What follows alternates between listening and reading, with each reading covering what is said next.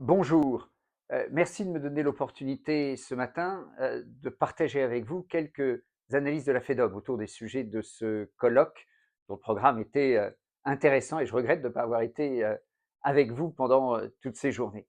La Fédération des entreprises des Outre-mer, la FEDOM, a pour mission de soutenir les entreprises d'outre-mer et en particulier les entreprises de production locale.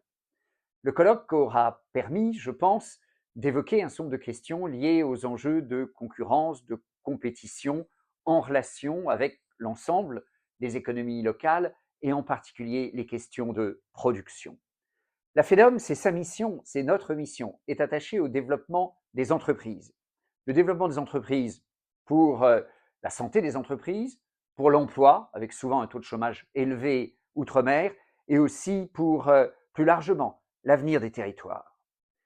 Et pour ce développement des entreprises, nous pensons essentiel, ce n'est pas un dogme, c'est une analyse en conscience, essentielle, le principe de liberté du commerce et de l'industrie. La liberté du commerce et de l'industrie pour le développement des affaires, de la production à la distribution, et aussi pour l'intérêt du consommateur au bout du bout, rejoignant celui du producteur. C'est donc un enjeu à la fois d'encouragement à la demande, le consommateur, mais ça doit l'être aussi pour l'offre, le producteur, y compris le producteur local. Pour assurer cette liberté du commerce et de l'industrie, naturellement, eh bien, pour servir cette nécessité saine de compétition et de concurrence, il faut des règles. Ces règles, il faut les poser avec un cadre et définir la juste intensité.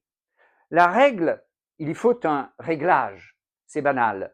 Et ce réglage, on est très conscient qu'outre-mer, c'est une affaire à la fois subtile et difficile dans de petits territoires. Comment est-ce que l'on encourage le développement de la production locale sans pour autant éteindre les termes de la concurrence? C'est une question théorique, c'est aussi une question très pratique.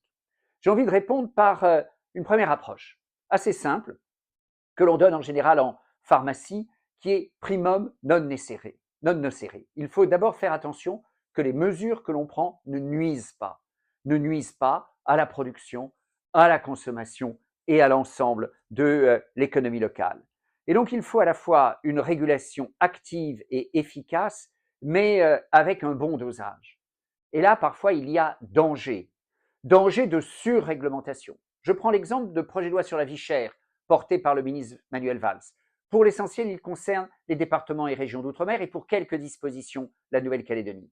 Dans ce projet de loi, par exemple, dans l'autorisation de la vente à perte pour les produits de première nécessité, avec une réévaluation du seuil de revente à perte, il y a clairement à la fois une surréglementation et une mise en cause grave des conditions de développement de la production locale.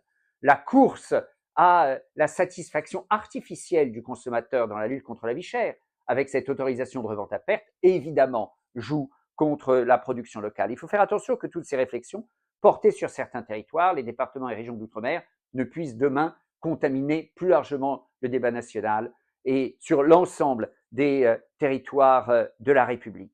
Et donc on voit que ces règles, parfois beaucoup plus strictes ou assez curieuses par rapport à celles que l'on connaît en métropole, peuvent avoir des effets pervers. Je résumerai les choses en disant, en particulier dans l'articulation du débat entre conditions de concurrence et vie chère, qu'il y a eu une surréglementation en Outre-mer par rapport à la métropole. Et pour dire les choses de manière résumée, on a constaté que ça ne marchait pas. Et comme ça ne marche pas, on en rajoute. Franchement, de notre point de vue, il n'y a pas de raison que cela marche bien davantage. Et puis à côté de cette question du dosage, il y a la question du cadre général. Le cadre juridique, je dirais d'une certaine manière le cadre politique. Les investisseurs veulent un cadre clair et rassurant. J'ai en tête des discussions que j'ai eues avec des acteurs économiques en Polynésie française lorsque la FEDOM était dans le Pacifique, Nouvelle-Calédonie puis Polynésie, au printemps dernier. Un des acteurs économiques que nous avons rencontrés nous a souligné combien ces investisseurs demandaient un cadre qui soit clair en termes de règles économiques, de droit de l'économie, y compris de règles de la compétition et de la concurrence. Une des vertus des collectivités françaises, c'est un cadre juridique qui se rapproche, même s'il n'est pas toujours identique, au cadre européen. Et cette question d'avoir un cadre proche du cadre européen est un argument rassurant, puissant à l'égard de l'ensemble des acteurs économiques, que ce soit des investisseurs locaux, des investisseurs nationaux français ou des investisseurs venant de l'étranger. Au total, dans cette matière que vous aurez travaillé pendant toutes ces journées, il faut beaucoup de sagesse.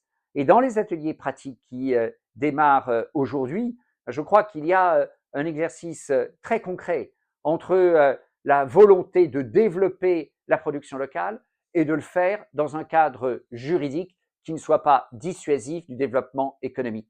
Les principes sont assez faciles à camper. L'exercice pratique est évidemment beaucoup plus difficile.